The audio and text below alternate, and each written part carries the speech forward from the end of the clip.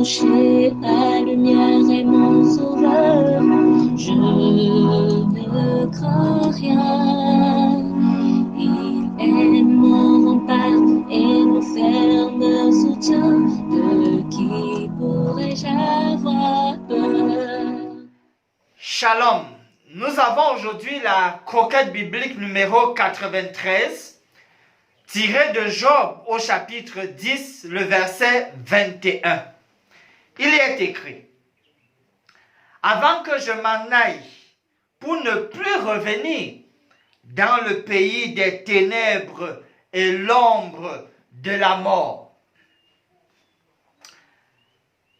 À cause de sa longue période de maladie, Job en vient à considérer la mort comme un lieu de non-retour.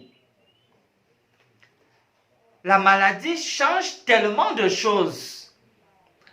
Et parfois, les choses qui sont dites ne reflètent pas le fin fond des convictions d'un individu malade. Puisque pour le cas de Job, plus tard, il dira, voilà, je sais que mon Rédempteur est vivant et qu'au dernier jour, il s'élèvera le premier. Donc, Job avait bel et bien l'idée, l'enseignement sur la résurrection. Mais voici que, du fait de la longue période de maladie, tout de suite, ça change un peu là, comme pour dire, écoutez, la mort, c'est un lieu de non-retour. La réalité et la constance de la mort, ces jours-ci, devient quelque chose de tellement effrayant, presque effroyable. Les gens meurent de suite d'actes de terrorisme, de suite d'accidents de circulation, de suite de Covid-19 et autres pathologies. Les gens meurent, empoisonnement, toutes sortes de choses. Ça devient vraiment effroyable. J'ai un ami aumônier, Dr. John Enan, qui généralement aime à me dire: je ne prends pas à la légère le fait d'être compté parmi les vivants.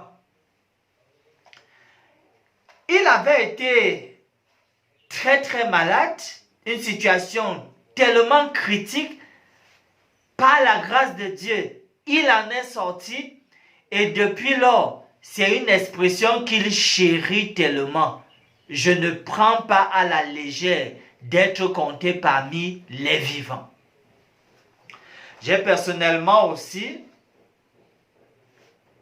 été impliqué dans un accident de circulation qui m'aurait coûté la vie parce qu'on a juste évité une parfaite collision. Et depuis lors, je reprends ce mot de mon ami Dr. John Enan, moi aussi, et ça revient dans mes prières. Je ne prends pas à la légère d'être compté parmi les vivants. Cela nous dit donc qu'en réalité, la vie est une grâce. Notre vie n'est que de la pure grâce. Il est donc question de la chérir, d'en faire un très bon usage, parce que la santé ne tient qu'à des détails.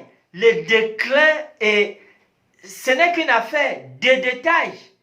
La grâce, on doit bien l'entretenir. La grâce, on ne la foule pas aux pieds. La grâce, on fait tout pour rester dans cette bonne grâce avec le Seigneur.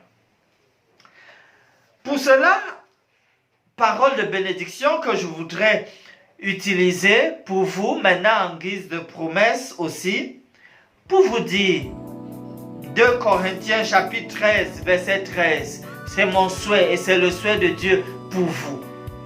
Que la grâce du Seigneur Jésus-Christ, l'amour de Dieu et la communication du Saint-Esprit soient avec vous tous. Oui, que cette grâce vous accompagne qu'elle vous soutienne et qu'elle soit au contrôle, qu'elle vous encourage et que vous sentiez qu'effectivement vous êtes dans les bonnes et puissantes mains d'Adonai, le Seigneur bien-aimé. Finissons donc par ce mot de prière.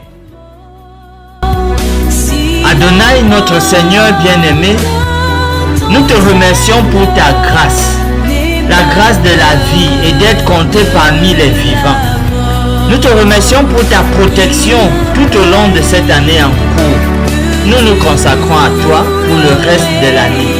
S'il te plaît Seigneur, que ta bonne main nous tienne toujours et puisse tes ailes nous couvrir.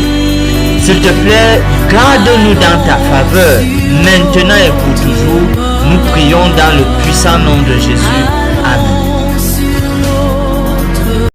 Mon âme espère en l'Éternel, mon âme espère en l'Éternel, qu'un chant s'élève au Dieu du ciel, qu'un chant s'élève au Dieu du ciel,